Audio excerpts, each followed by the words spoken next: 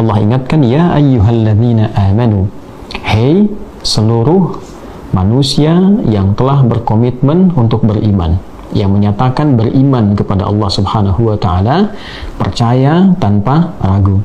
Saya sering mengingatkan bahwa jika ada ayat Al-Quran dibuka dengan kata iman di dalam Al-Quran, maka informasi yang disampaikan di ayat itu bukan hanya menunjukkan tentang satu aktivitas ibadah yang bernilai pahala jika dikerjakan bila terkait dengan amar ma'ruf, juga bernilai pahala jika ditinggalkan bila terkait dengan nahi mungkar.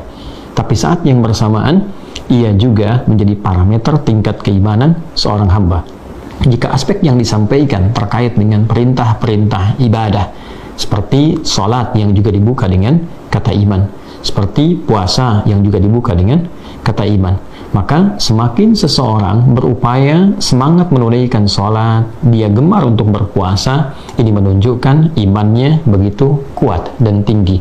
Ya ayyuhalladzina amanu kutiba alaikumussyam, hai orang-orang yang telah menyatakan komitmen beriman kepada Allah yakin tanpa ragu, diwajibkan atas kalian menunaikan puasa. Itu terkait dengan puasa Ramadan.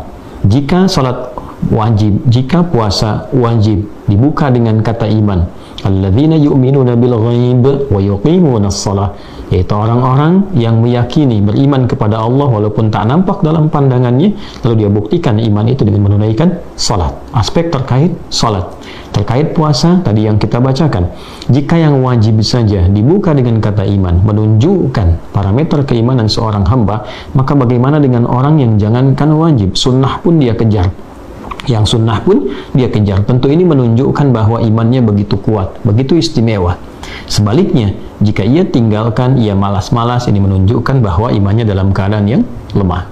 Di aspek lain, ada juga paradoksnya, ya, lawan langsung daripada amar ma'ruf, perbuatan baik yang harus dikerjakan, itu adalah nahi mungkar, keburukan-keburukan yang harus dihindari, yang juga menjadi tanda iman. Jadi seorang insan beriman itu bukan sekedar dia termotivasi untuk selalu mengerjakan amal-amal baik, tapi konsep kebaikan juga diisi dengan meninggalkan yang tidak baik, dan itu ada nilainya di hadapan Allah. Jadi bukan sekedar ketika seseorang itu menunaikan sholat dapat pahala, tidak hanya dibatasi pada aspek demikian. Ketika seseorang juga meninggalkan potensi perbuatan buruk, dia tinggalkan korupsi, saat ditawari untuk korupsi dia tinggalkan karena imannya, dituliskan pahalanya begitu besar. Dia menjaga lisannya untuk tidak mencela orang lain, itu pun dituliskan pahalanya dengan begitu besar. Ada potensi untuk mencela, dia tahan karena imannya kepada Allah yang memerintahkan ia menjaga lisan untuk selalu berkata yang baik-baik. Ya ayyuhalladzina amanu la yaskhar qaumin qaum, hai orang-orang yang telah berkomitmen beriman kepada Allah, jaga lisanmu, jangan merendahkan orang. Quran surah 49 ayat 11 misalnya, dia menjaga itu karena imannya, dituliskan pahalanya.